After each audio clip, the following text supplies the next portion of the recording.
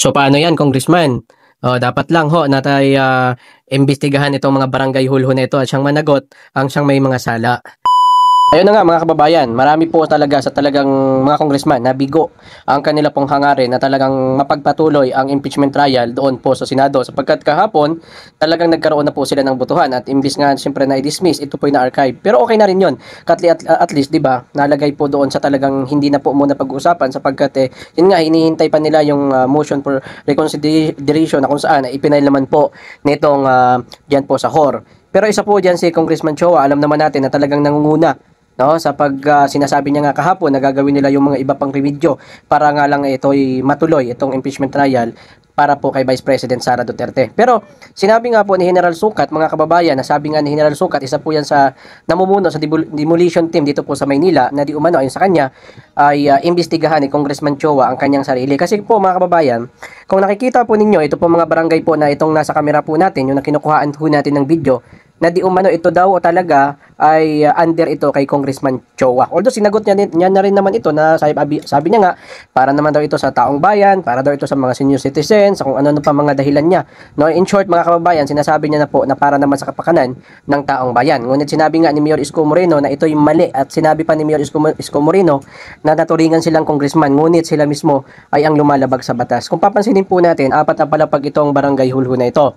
And ngayon, mayroon na lang pong 2 palapag. Yung 2 palapag ho ay totally talagang napulbos na po yan sa utos po ni Mayor Isko Moreno. So ito mga kababayan, may mga nagsasabi, may mga nagsasabi ho na di umano, ito ay umaabot ng 19 million. So napakalaki po yan kung yan naman po talaga ay may katotohanan sapagkat nakikita naman natin, although mataas ito kasi 4th floor ito pero kung tingnan nyo po yung nipis ng building, nasa 2 metro lamang po mga kababayan. Kung gaano kalaki yung bangkita, ganun lang din po kalaki ang building ho na ito. Pero yun nga, ayun po sa sinasabi ho nila na di umano ito'y 19 million. Kaya nga nagsalita nga si General Sukat na dapat niya ito'y sagutin, dapat niya ito'y imbestigahan. Pero ayun naman kay Mayor Isko Moreno na di umano ito'y iniimbestigahan na po nila at siyang dapat managot yung mga dapat managot sa mga proyekto ho na ito. Kasi ito po malinaw po ito na pera po ito ng taong bayan. Tingnan niyo po mga kababayan, hindi lamang po itong barangay 313 which is meron pa barangay 272 na kung saan nga po sa ngayon ay talaga namang pulbos na po ito. Sa utos din po ni Mayor Isko Moreno. Ito yung mga barangay hall.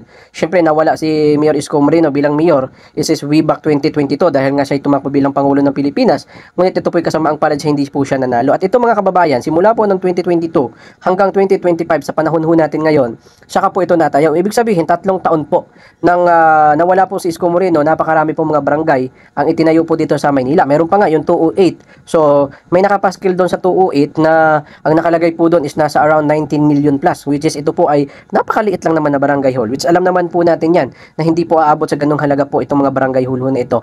And ito pa mga kababayan, yung barangay 272 which is pulbos na po yun, and itong barangay 313 hindi pa po gaano, gawa nga syempre may katigasan at may kataasan nga po ito mga kababayan. So talagang grabe yung naging perwisyo nito kasi sinasabi nga po dito mga kababayan, even sinabi din ni Mayor Isko sa kanyang interview doon sa media na di umano may mga nagrereklamo mga parents, no, teacher na kung saan nagrereklamo sila kasi nga syempre diyan talaga tinayo yan. Kung mapapansin niyo naman itong barangay hulho na ito, talagang kung saan yung muka, yung daanan po, yung pintuan mismo nitong school, doon po talaga itinayo. Hindi ko nga maintindihan kung nasaan ang utak ng mga nagtayo nito, no? Isipin mo yan, nasa gobyerno sila at saka in the first place mga kababayan, yung ating pong mga kababayang vendors, yung may mga tricycle, may mga motor, kapag ka sila po yung nagparking dyan sa bangkita, matik po yan, sapagkat yan po against the law, sila po yung hulihin. Ngayon naman talaga, hindi lang naman yan dito sa Maynila, o sa buong Pilipinas, yan naman talaga ay bawal mo talagang, bawal mo parkingan yung mga sidewalk ho na yan, sapagkat yan nga po ay nakalaan para po sa ating mga kababayan na dumaraan. Ngunit sa tigas po ng mukha ni Congressman, tingnan nyo po sa tigas ho ng kanyang mukha, mga kababayan, isipin mo po yan, kahit na ano pa yung dahilan mo, kahit sabihin mo pa para ito kay Poncio Pilato para maging okay ang buhay niya, yan po ay against the law is against the law. Alam mo rin naman yan no one is above the law. Diba? Alam mo rin naman yan Diba? Pero ikaw mismo ang sumusuway sa kung ano yung mga batas na ginagawa ninyo. Diba? Kaya tingnan mo, napakasayang ng pera. Ako po, waiting ako na kung saan ay talagang mayroong managot dito po sa mga proyekto na ito. Even sinabi nga po ni Ted Pailon sa kanyang interview kay Mayor Isko Moreno na kung ito man po ay siyang pera ng taong bayan, which is malinaw naman yan. Pera naman talaga ng taong bayan yan eh. 'Di ba? Oh, kaya nga dapat talaga siyang may managot. Oh, kaya nga kung titingnan po natin, itong si Chua mga kababayan, kapag ka bumabatikos kay Sara Duterte, kay BP Sara, 'di ba? Oh, ang anong bansag sa kanya, Mr. Barangay Hall, 'di ba?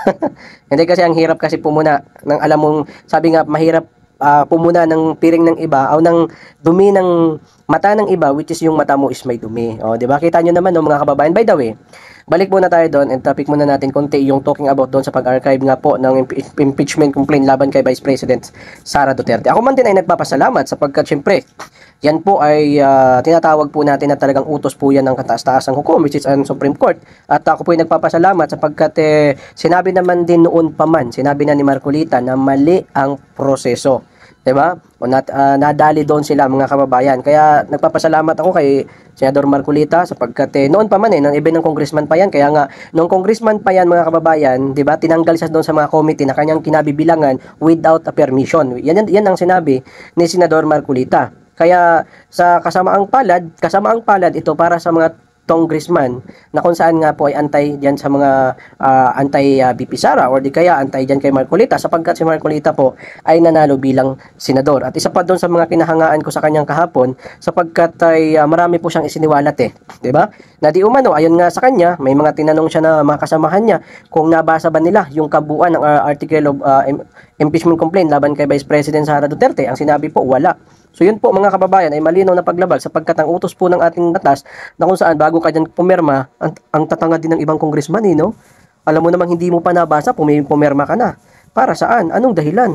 Ano ka, grade 1? Para pumirma doon sa pinapapirmahan sa'yo na hindi mo alam kung ano yung pinipirmahan mo? Ba yun din ang mahirap mga kababayan. Hindi ko alam kasi pero may mga nagsasabi, money talks no? Pero kita nyo naman mga kababayan, survive si Vice President Sara Duterte. So, sabi nga din ni Senador Alan na kung saan, kung gusto nyong talunin, o kung ayaw, kung ayaw nyo maging presidente si Sara Duterte sa 2020, talunin nyo na lang.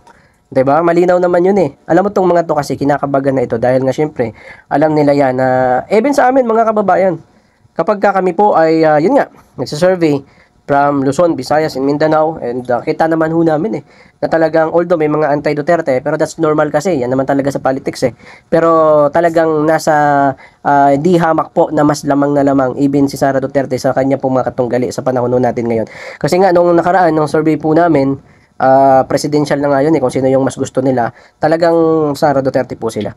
Diba? So that's normal. Wag na tayo magtanga-tangahan. Doon tayo sa reality lamang. Ako hindi ko 'to ginagawa dahil Duterte ako, dahil sumusuporta ako kay Duterte, dahil kami po ay nasa mga Duterte. Hindi ho. Ginagawa po namin ito sa tawag po ng katotohanan. Kaya nga ho kami nagsa-survey yung mga False Asia survey, yung iba pang mga survey na pinapalabas sa media, huwag kayong maniwala dyan. Putri bugos yan mga kababayan. Marami dyan budol ng mga survey. Yun actual. Yun yung panoorin ho ninyo. Yung uncut, yun yung madihamak na mas maganda. By the way guys, ito yung update natin dito sa sinasabi nga ho natin na dapat to imbestigahan itong si Congressman Chua dyan po sa Quadcom. At siyang dapat ho siyang managot kapag ito man talaga. Kasi syempre pulbos na yan, pera ng taong bayan Yun ho ang ating hong dalangin na kung saan ay talaga magkaroon po ng investigasyon dito po sa mga barangay hulho na ito.